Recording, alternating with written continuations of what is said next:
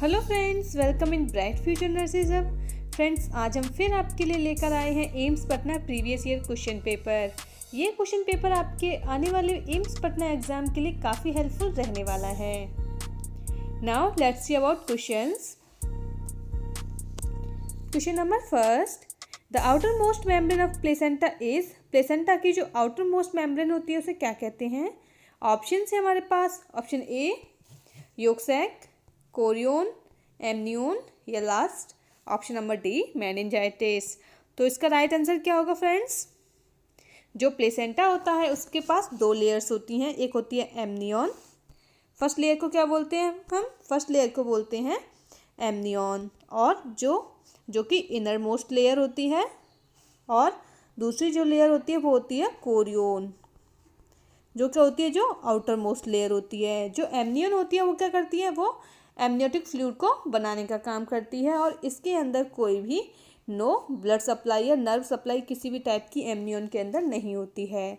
But जो Korean होती है उसके पास ब्लड सप्लाई और नर्व सप्लाई प्रेजेंट होती है, और ये असेंडिंग इन्फेक्शन से प्रिवेंट करने का काम करती है, जो कि आउटर लेयर होती है। तो प्लेसेंटा की आउटर लेयर कौन सा हुआ? Chorion. Option number B is right answer. Next question number B second, packed cell are seen in. Packed cell किस में होती हैं? ऑप्शन है हमारे पास। Option A intestine, option B fallopian tube, option C stomach या ऑप्शन डी वेजाइना। तो इसका राइट आंसर क्या होगा फ्रेंड्स? जो पैक्ड सेल्स होती हैं वो किस में देखने को मिलती हैं?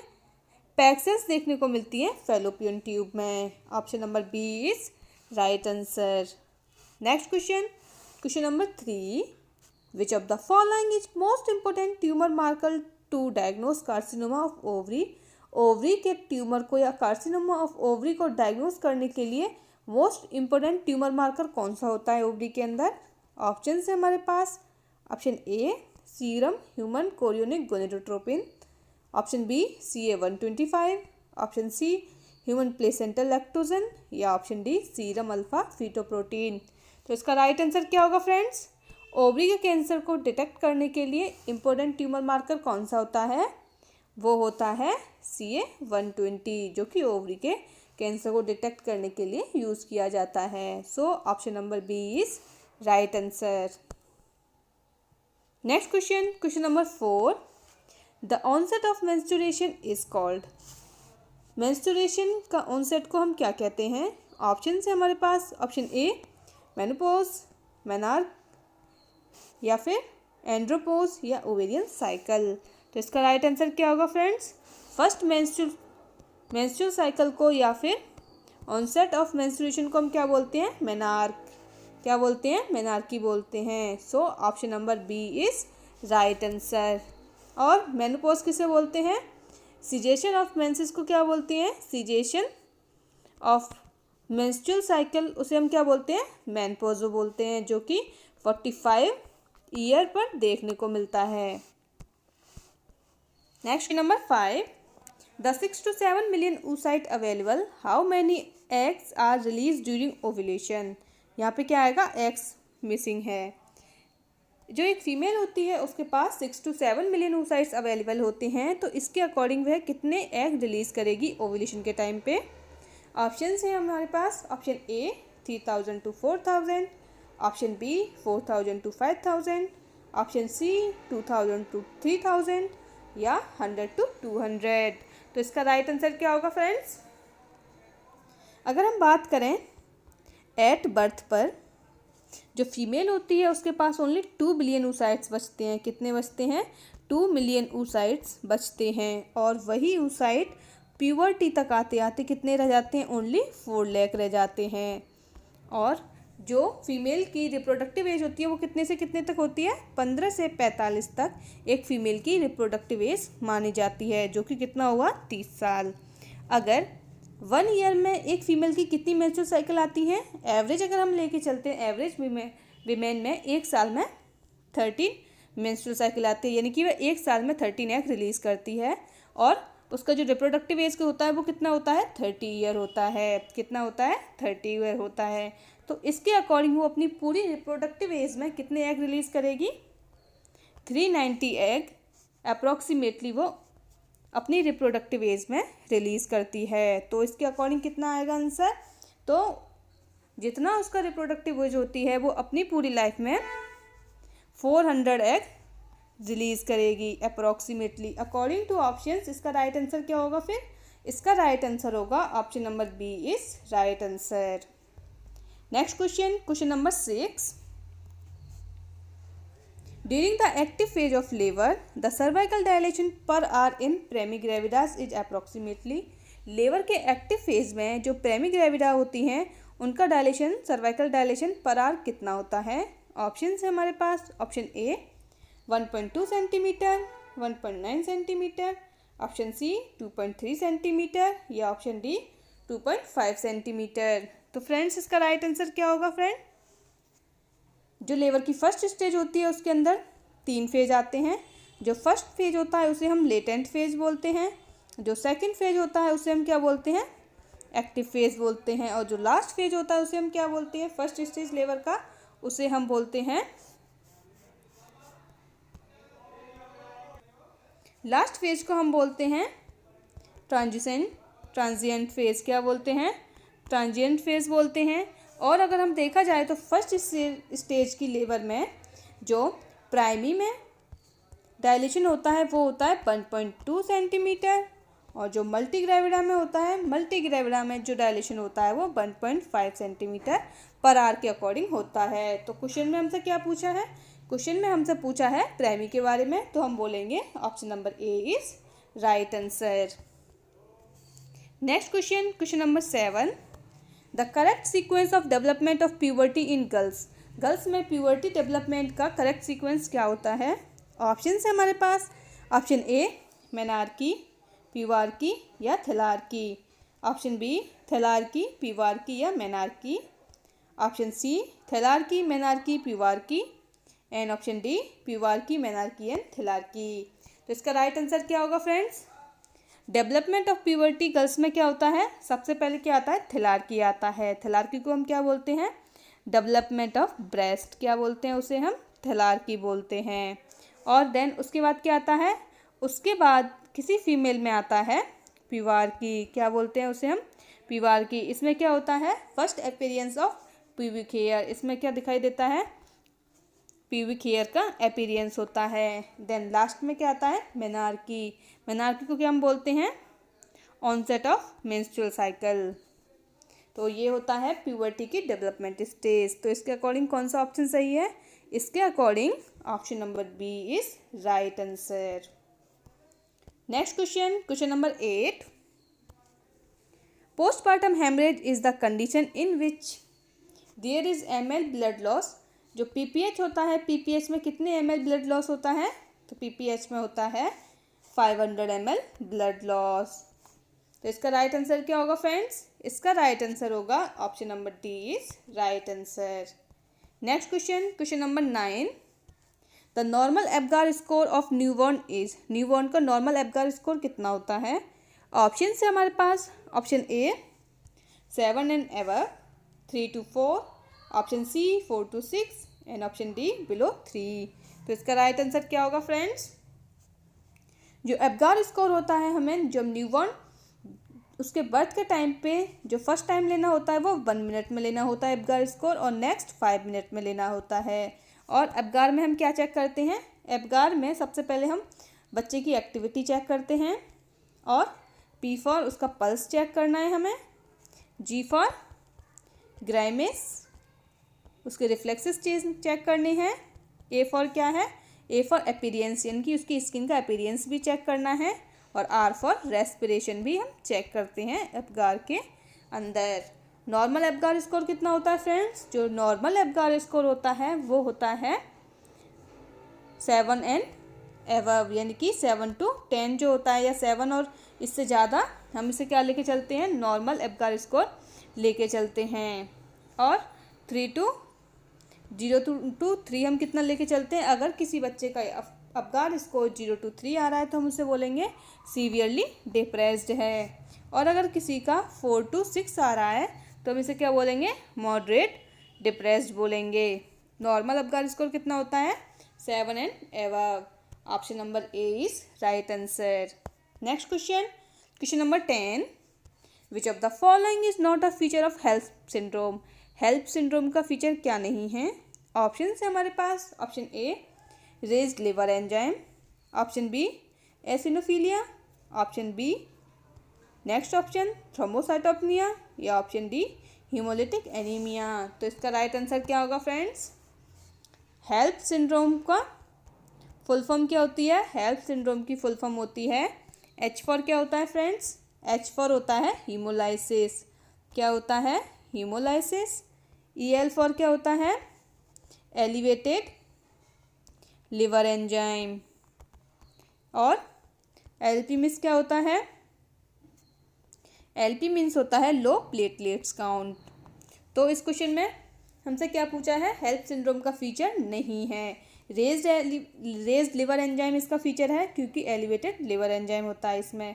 थ्रोम्बोसाइटोपेनिया लो प्लेटलेट्स काउंट भी है, हीमोलिटिक एनीमिया ये भी है। तो इसका फीचर कौन सा नहीं है? एसिनोफीलिया इसका फीचर नहीं है। तो option number B is right answer. Next question number 11, the first perception of active fetal movement felt by the mother during pregnancy is known as. Mother के द्वारा जब बेबी का फर्स्ट मूवमेंट परसेप्ट करती है एक फीमेल तो उसे हम क्या बोलते हैं? ऑप्शन है हमारे पास, ऑप्शन ए एंगेजमेंट, हेस्टनिंग, क्विकनिंग या लाइटनिंग। तो इसका राइट आंसर क्या होगा फ्रेंड्स? जब कोई भी फीमेल फर्स्ट टाइम अपने बेबी का मूवमेंट फील करती है तो हम उसे बोलते हैं quickening. Option number C is right answer. Next question number 12, which of the following is most common cause of ophthalmia neonatorum. Ophthalmia neonatorum का मोस्ट कॉमन कॉज क्या होता है? ऑप्शन है हमारे पास, option A candida albicans, option B staphylococcus aureus, option C neisseria gonorrhoeae या streptococcus. तो इसका राइट आंसर क्या होगा फ्रेंड्स? ऑप्थेल्मिक न्यूनेट्रम का मोस्ट कॉमन कॉज कौन सा होता है? इनमें से ऐसा कौन सा बैक्टीरिया है जो कि ऑप्थेल्मिक न्यूनेट्रम के लिए रिस्पॉन्सिबल है? तो इसका राइट आंसर क्या होगा फ्रेंड्स? इसका राइट आंसर होगा नाइजेरिया गोनोरी ऑप्थेल्मिक न्यूनेट्रम के लिए रिस्पॉन्सिबल है। Option number C is right answer. Next question number 13, which of the following is not a part of tetralogy of Fallot. इनमें से ऐसा कौन सा कंडीशन है जो कि TOF टेट्रोलॉजी ऑफ फैलेट का पार्ट नहीं है? ऑप्शन है हमारे पास, option A patent ductus arteriosus, right ventricular hypertrophy, overriding of aorta या पल्मोनरी स्टेनोसिस। तो इसका राइट आंसर क्या होगा फ्रेंड्स? जो TOF होता है उसके अंदर टोटल 4 कंडीशन देखने को मिलती हैं। तो फर्स्ट कंडीशन कौन सी होती है उसके अंदर? PSD ventricular septal defect. Second कौन सी होती है? सेकंड होती है पल्मोनरी स्टेनोसिस। एंड नेक्स्ट कौन सी होती है? नेक्स्ट होती है राइट वेंट्रिकुलर हाइपरट्रॉफी। क्या होती है? Right ventricular hypertrophy. और नेक्स्ट क्या होती है? नेक्स्ट होती है ओवरराइडिंग ऑफ एओर्टा। जो TOF होता है उसके अंदर पल्मोनरी स्टेनोसिस भी देखने को मिलता है, ओवरराइडिंग ऑफ एओर्टा भी देखने को मिलता है, राइट वेंट्रिकुलर हाइपरट्रॉफी भी देखने को मिलती है। और इसमें क्या देखने को नहीं मिलता है? TOF में टोटल 4 कंडीशन होती हैं, उसके अंदर PDA नहीं होता है, पेटेंट डक्टस आर्टरियोसिस नहीं होता है, तो उसमें क्या होता है? BSD देखने को मिलता है। So option number A is right answer. Patent ductus आर्टरियोसिस is not part of tetralogy of Fallot. Next question number 14, an injury to upper brachial plexus result in। अगर किसी भी पेशेंट के अपर ब्रेकियल प्लेक्सस में injury होती है तो वो क्या लीड कर सकती है? ऑप्शन है हमारे पास, ऑप्शन ए फेशियल पाल्सी, या फिर फ्रेनिक नर्व पाल्सी, या क्लुम्प की पाल्सी, या अर्क पाल्सी। तो इसका राइट आंसर क्या होगा फ्रेंड्स? अगर किसी के पेशेंट के अंदर अपर ब्रेकियल प्लेक्सस में कोई इंजरी होती है तो वो लीड करती है Erb palsy. Option number D is right answer. Next question 15, which of the following is an ideal age for closure of anterior fontanelle of a child. जो चाइल्ड होता है उसके अंदर जो एंटीरियर फोंटेनल है उसको क्लोज होने की आइडियल एज कितनी होती है? ऑप्शन है हमारे पास। Option A 18 to 24 month, 6 to 8 month, 6 to 8 week and 18 to 24 weeks. तो इसका राइट आंसर क्या होगा फ्रेंड्स? जो हमारा नॉर्मल चाइल्ड होता है उसमें दो फोंटेनल देखने को मिलते हैं, एक होता है एंटीरियर फोंटेनल और दूसरा होता है पोस्टीरियर फोंटेनल। जो पोस्टीरियर फोंटेनल होता है वो पहले क्लोज होता है, जो कि 6 to 8 वीक पे क्लोज होता है, और जो एंटीरियर फोंटेनल होता है वो कब क्लोज होता है? वो क्लोज होता है 18 to 24 मंथ पर। तो इसका राइट आंसर क्या होगा फ्रेंड्स? इसका राइट आंसर होगा option number A is right answer. जो एंटीरियर फोंटेनल होता है वो 18 to 24 मंथ पे क्लोज होता है। Next question number 16, which of the following is not a complication of measles. इनमें से ऐसा कौन सा कॉम्प्लिकेशन है जो कि मीजल्स का नहीं है? ऑप्शन है हमारे पास। Option A laryngitis, conjunctivitis, atrial septal defect या इंसेफेलाइटिस। तो इसका राइट आंसर क्या होगा फ्रेंड्स? इनमें से ऐसा कौन सा है जो कि मीजल्स का कॉम्प्लिकेशन नहीं है? तो एट्रियल सेप्टल डिफेक्ट मीजल्स का कॉम्प्लिकेशन नहीं है। Option number C is right answer. Next question 17, which of the following is not a characteristic of attention deficit hyper active disorder. इनमें से ऐसा कौन सा फीचर्स है जो कि ADHD का नहीं है? ऑप्शन है हमारे पास। ऑप्शन ए इनअटेंशन, इम्पल्सिविटी या फिर डिफ़िकल्टी इन ईटिंग या ओवर एक्टिविटी। तो इसका राइट आंसर क्या होगा फ्रेंड्स? जो डिफ़िकल्टी और ईटिंग है वो ADHD का क्लिनिकल फीचर नहीं है। Option number C is right answer. Next question 18, which of the following is not a clinical feature of trisomy 21। इनमें से ऐसा कौन सा है जो ट्राइसोमी 21 का क्लिनिकल फीचर्स नहीं है? ऑप्शन है हमारे पास। Option A flat nasal bridge या फिर protruding tongue, long hand and finger, small nose. तो इसका राइट आंसर क्या होगा फ्रेंड्स? जो ट्राइसोमी 21 है उसे हम क्या बोलते हैं? डाउन सिंड्रोम बोलते हैं। क्या बोलते हैं? डाउन सिंड्रोम बोलते हैं। और जो डाउन सिंड्रोम है उसका कौन सा क्लिनिकल फीचर नहीं है? लॉन्ग हैंड एंड फिंगर उसका क्लिनिकल फीचर्स नहीं है। बाकी जो अदर्स हैं वो सब इसके क्लिनिकल फीचर्स हैं। Next question number 19, which of the following condition can result in a hairy patches on back of children. एक चिल्ड्रन की जो बैक होता है उस पर अगर एक आउट पाउचिंग स्ट्रक्चर उसके ऊपर अगर हेयर का टफ पैच मिलता है तो उसे हम क्या बोलते हैं? ऑप्शन है हमारे पास। Option A epilepsy, hydrocephalus, spina bifida occulta या रिकेट्स। तो इसे हम क्या बोलेंगे? अगर पेशेंट की बैक पर या बच्चे की बैक पर एक हेयरी पैच है तो हम उसे बोलते हैं स्पाइना बाइफिडा ओकल्टा, जो कि एक न्यूरल ट्यूब डिफेक्ट है। और न्यूरल ट्यूब डिफेक्ट में दो डिफेक्ट और आते हैं, वो कौन से होते हैं? मेनिंजोसील एंड मायोमेनिंजोसील भी NTD के पार्ट हैं। Next question number 20, the baby friendly hospital initiative BFHI was launched joint by. जो BFHI baby friendly hospital initiative launch किया गया था, इसमें किस किस का कंट्रीब्यूशन था? ऑप्शन है हमारे पास।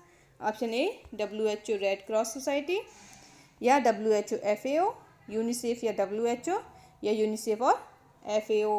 तो इसका राइट आंसर क्या होगा फ्रेंड्स? जो BFHI था इसके अंदर दो का कंट्रीब्यूशन था। किसका? यूनिसेफ का था और किसका था? WHO का। तो इसके अकॉर्डिंग कौन सा ऑप्शन राइट होगा? Option number C is right answer. तो फ्रेंड्स ये थे हमारे आज के क्वेश्चंस। आई होप ये क्वेश्चन पेपर आपके आने वाले एम्स पटना एग्जाम के लिए काफ़ी हेल्पफुल रहने वाले हैं।